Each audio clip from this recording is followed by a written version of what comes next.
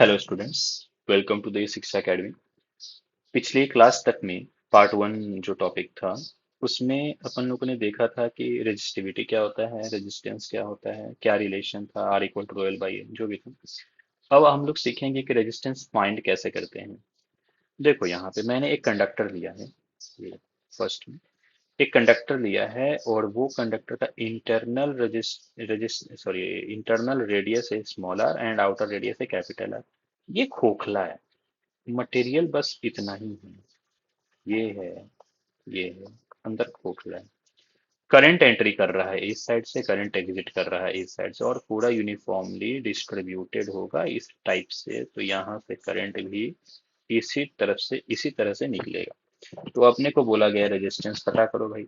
ठीक है, R equal to L by A होता है, रो यहाँ पे है, एल यहाँ पे है। एल मतलब जो लेंथ कवर किया जाएगा वो। एंड व्हाट अबाउट एरिया, क्या पूरा एरिया पाई आर स्क्वायर? नहीं नहीं, जितना मटेरियल है उतना ही, क्योंकि करंट बस इतने में जा रहा, करंट हवा में नहीं जा सकता।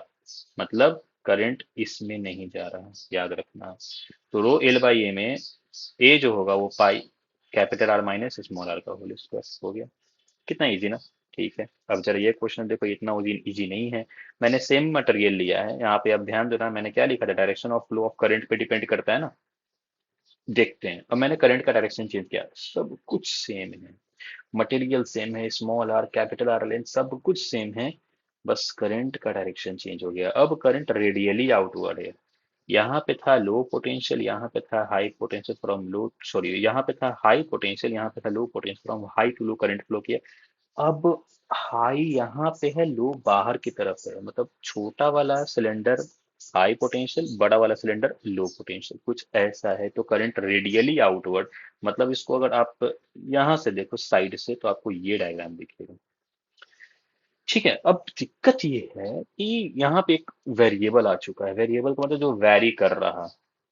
पहले करंट जब यहाँ था ना तो एरिया बस इतना था, फिर करंट आगे गया तो एरिया इतना हो गया, फिर जब करंट आगे गया तो एरिया और इतना हो गया, एरिया बढ़ते जा रहा है।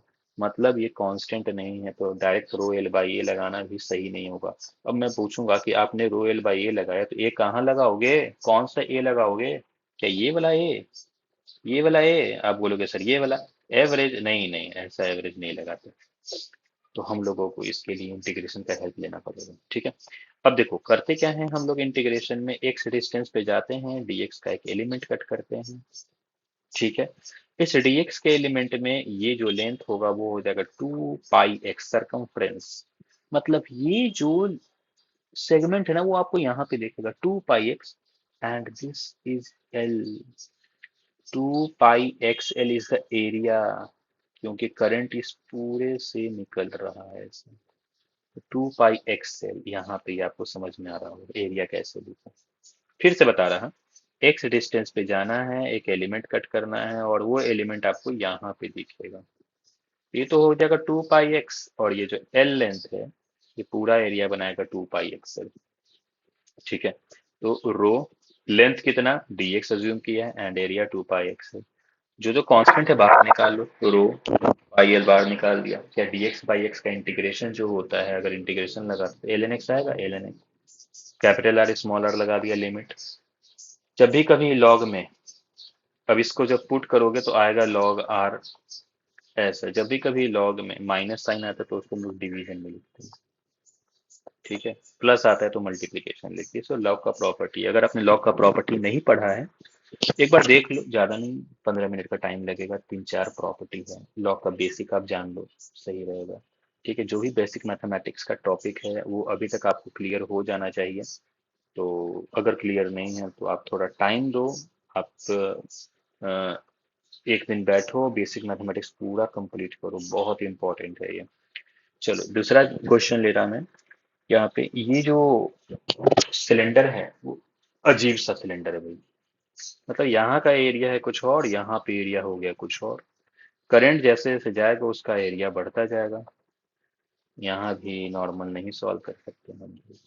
तो देखो यहाँ पे हुआ क्या कि हम लोग एक्स डिस्टेंस पे गए, डीएक्स का एक छोटा सा एलिमेंट कट किया जिसका रेडियस है आर।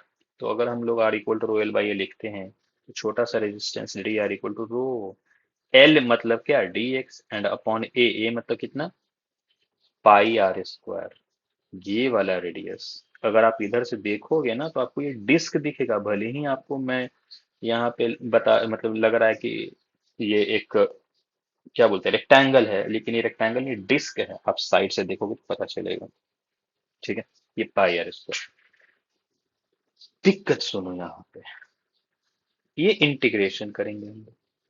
इस एक इंटीग्रेशन में एक्स भी वेरिएबल है और आर भी वेरिएबल है। बोलो कैसे? तो जब हम लोग यहाँ पे अगर करंट पहुंचा तो आर इज दिस ओनली, यहाँ पे पहुंचा तो आर थोड़ा बढ़ जाएगा, यहाँ पे आर थोड़ा बढ़ गया, यहाँ पहुंचा आर बढ़ जाएगा, यहाँ पे आर इतना ज्यादा, हर एक जगह पे आर वेरी कर रहा और एक्स भी वेरी कर रहा। मुश्किल से हम लोग इंटीग्रेशन में एक वेरिएबल सॉल्व कर पाते हैं, यहाँ तो दो दो वेरिएबल आ गया, ये कैसे सॉल्व होगा? तो इसके लिए हम लोग थोड़ा मैथमेटिक्स लगाएंगे। ठीक है, थोड़ा मैथमेटिक्स लगाएंगे। उसमें हम लोग करेंगे क्या, एक वेरिएबल को दूसरे वेरिएबल का टर्म में लिखते हैं, जिसमें रिप्लेस करके फिर एक वेरिएबल लाएंगे एंड देन इंटीग्रेशन करेंगे। तो इतना सीधा रास्ता नहीं है ये। तो देखो पहले तो हम लोग देखते हैं आर को एक्स के टर्म में लिखने का या एक्स को आर के टर्म में लिखने का, आप दोनों तरीके से इसको सॉल्व कर सकते हो। चलो देखते हैं। यहाँ पे ध्यान देना इस डायग्राम पे, ये मैंने स्लोप ड्रॉ किया है। ओके, ये ए, यहाँ से एक्स पे गए, ये वाला जो स्लोप है ना वो ये। ओके, चलो स्लोप जो है आप देखो तो ये अगर पूरा देखते हैं या फिर ये अधूरा देखते हैं, दोनों का स्लोप तो सेम है।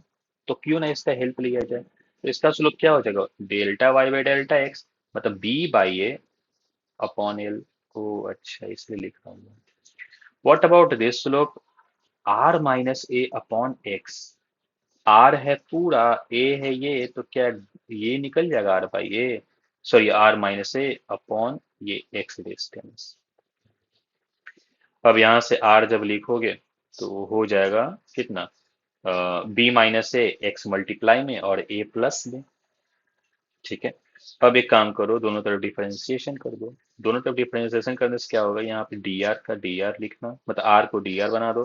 B minus A by L is constant, ये बाहर लिख दो, डी एक्स लिख दो, ए तो कांस्टेंट है तो जीरो। कांस्टेंट जब मल्टीप्लीकेशन में होगा तो बाहर निकालना, कांस्टेंट जब अकेला होगा उसको खत्म कर देना, जीरो बना देना। ठीक है, B minus A by L include D X. अब dx अपने को चाहिए था ना आर के टर्म में, देखो तो dx को आर के टर्म में लिख दिए क्या हम लोग। dx को अगर छोड़ दो तो l जाएगा मल्टीप्लाई में b माइनस से डिवाइड में, हो गया। अब इसी को पुट कर दो वहां पे, तो rho l upon B minus से D R by R square, D R by R square. अब तो आपको पता होगा इंटीग्रेशन एक्स पावर एन का फॉर्मूला क्या होता है, X power N plus one by N plus one, पता होगा।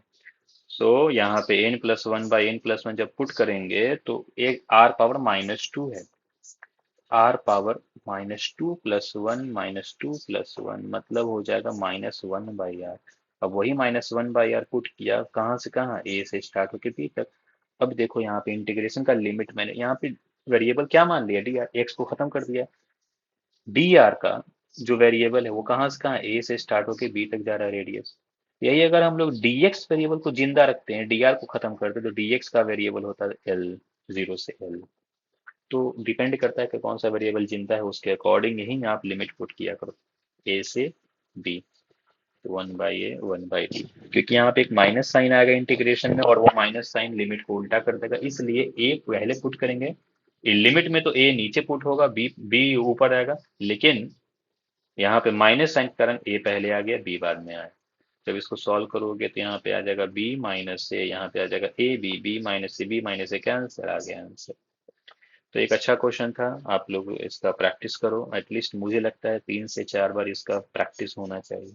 इससे बहुत कुछ क्लियर होता है, एक तो इंटीग्रेशन का कॉन्सेप्ट आपको समझ में आएगा, कैसे इसको एलिमेंट कट कर रहे हैं, फिर यहाँ पे स्लोप का कॉन्सेप्ट समझ में आ रहा है कि अगर एक इंटीग्रेशन में दो वेरिएबल मिल जाए तो क्या करना चाहिए उस कंडीशन में। ठीक है, तो ये सब चीज़ आप ध्यान रखना। ओके, नेक्स्ट क्लास में मतलब सॉरी नेक्स्ट पार्ट में हम लोग इसके आगे का देखते हैं। ओके, तब तक के लिए